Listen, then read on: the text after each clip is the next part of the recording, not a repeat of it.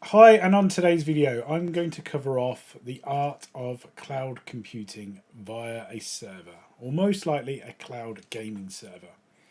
Now, this kind of phenomenon was probably made really popular in the home labbing community by Jeff at Craft Computing. He's done a very large series on it. In his own admission, he's probably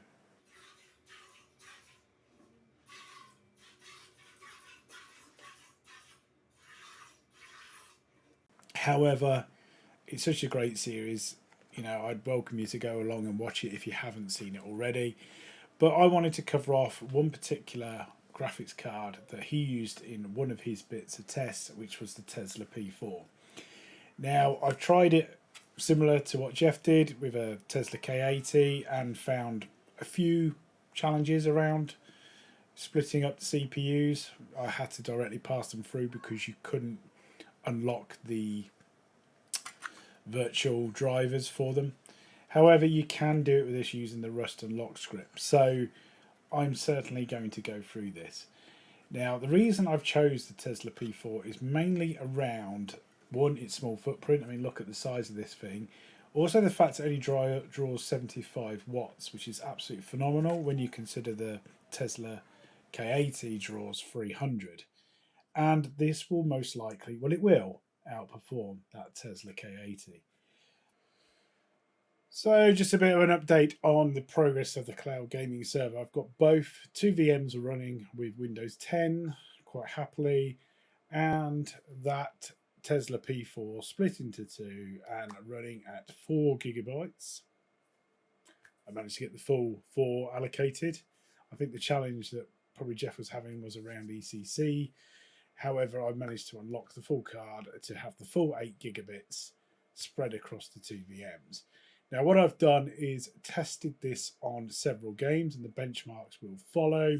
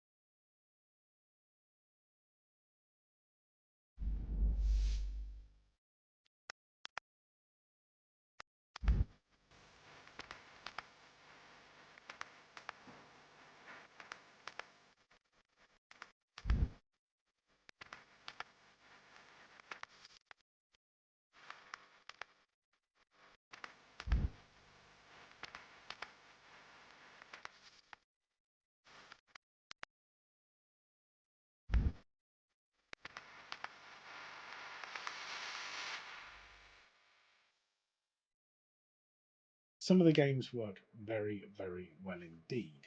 However, some don't.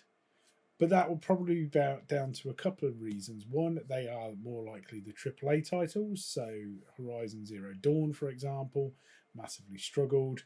And Witcher 3, when I run it in DirectX 12, also massively struggled.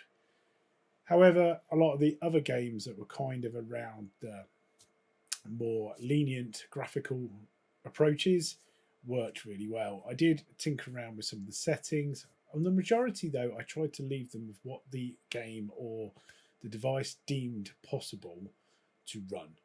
Now, the only one I actually haven't got the frames per second marker on is CSGO. However, I can tell you that run fairly well. However, obviously with a bit of latency, why would you play a competitive shooter through a cloud gaming PC? You're most likely to play it on your own one. I will say though, the input lag between Parsec and my machine was very negligible at all. When I played Rocket League, it ran really well. It's quite responsive. I'm not very good at that game. I'm not very good at those kind of games, to be honest. But you wouldn't necessarily notice the difference in input response to it actually happening in the game. So it was really, really good. I'm really intrigued about trying this on a one profile version. So I might pick up another Tesla P4 in the near future and just run one as a single entity. So just passing through the full 8 gig and then probably do another video to follow up on. So I suppose the question is, how did I do all this? So I took the Tesla P4, managed to set up a VGPU profile and distributed that to 2 Windows 10 VMs. And I followed the following guide. So I'll just share with you the guide I use for creating this VGPU instance. And this one that I found was really, really good. It kind of went through all the requirements, so what we need. It does mention Proxmox 7.1, although it did work for 7.3 quite happily. Talks about enabling IOMMU if needed, the NVIDIA driver, obtaining the driver, tells you exactly how to do that, installing it, finishing touches, etc. And the great part is it talks about the VGPU overrides. So everything I'd done followed this guide. It was kind of put together by this wonderful gentleman here. I assume gentleman, it could be a gentle lady, but Polo Loco's guide, and it basically worked. So this is the guide I followed. The link will be in the description, but yeah, go from there. Now when it comes to the challenges I had, let's talk those through. So I'll start by sharing my override. So I am using NVIDIA Profile 69. Okay. Set my display width and height, the maximum amount of pixels, enabling CUDA.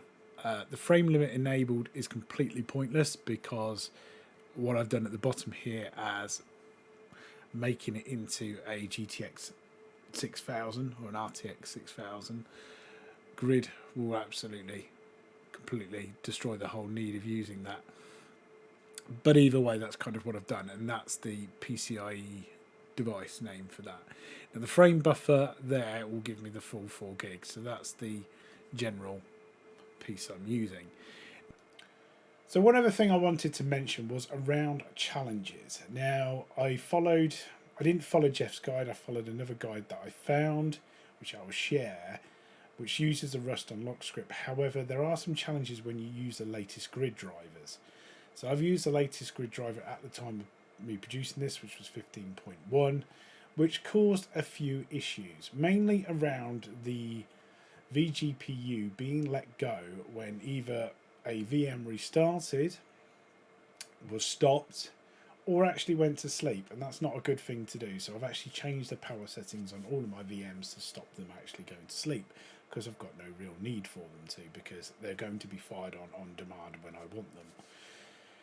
So there was a solution.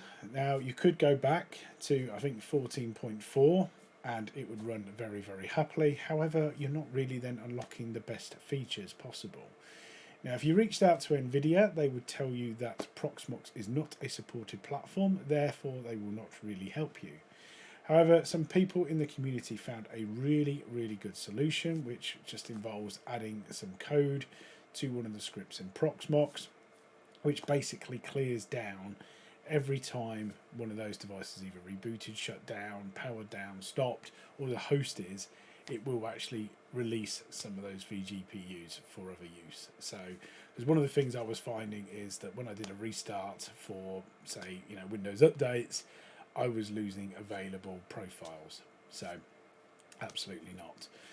So let me show you the script and how I fixed it. Here. So I think it's line 6000 odd. So let me just get myself to there. Go to line. think it's 6,000 onwards. Might be a little bit further down. Let's find it. And I'll show you the additional coding I've had to put in around the PCI device. Now it's here, yes. So you see I've basically commented out this line and added this in. And again, I'll share the link for this. But this actually solved the challenge I had around the PCI device being let go, so the VGPU side of it being let go when the reboot started. So I think some of the coding in here basically enables us for that to work. So yeah, I needed that. It does get applied to this file, but that will absolutely work for you when you have that challenge. Again, like I said, I'll stick the link in the description.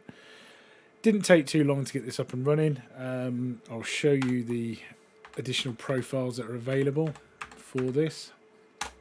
So if we look into these types, and I'll probably make this, yeah, we'll just go up. So you've got all of these different types available. Now I've used an A. I have been told a Q might work better, so I might test that out at some point. But at the moment I'm using the 69 one, which is an A, which is designed for Windows. So it'd be interesting if I try one of the Qs to see if I get any performance gains. But at the moment, I'm just doing some testing. So I think one of the other ones I could potentially use would be the 65 here. So I might give one of those a test and see if I get any additional performance. I've heard varying or contrasting comments on those. But yeah, that's what I'm using at the moment. You can, I think when I do go down the route of applying one to have them all, I'll probably look at one of the 8s. So it will be either the 8A, so a 70, or it would be, if I can get it to work, the 289 on the 8. Well, it won't be an 8C, we'd be looking for an 8Q, so it'd be 66. The C's are derivative for Linux machines, so there you go. So there we are, that is my cloud gaming server video. Hopefully you found this useful. It was actually really fairly easy to do. Just following that guide that I've linked in the description got me 90% of the way there. There were some challenges. One thing to note is please always do this on a clean install of Proxmox, makes life a little bit easier. If you've already done a PCI or graphics pass-through, you may just need to backtrack on some of those processes. That's what I had to do, which probably led me to a few more challenges than it would if you were starting afresh. But what I want to do next is potentially look at doing something a little bit more insane. So I'm either going to look at a P4 again, but just pass through a whole profile and see what differences that makes, because that'd be really intriguing. Or I might go and look at another solution, whether it be something else in the Pascal or higher range that is supported with grid, and see what more power and performance I can draw out of these virtual machines. Now there is another way to do it. You can just pass directly through. So if you wanted to go and buy yourself a 3060 or a 3070, 3080, 40, whatever, as long as you've got the power capability in your server, you can just directly pass through that graphics card.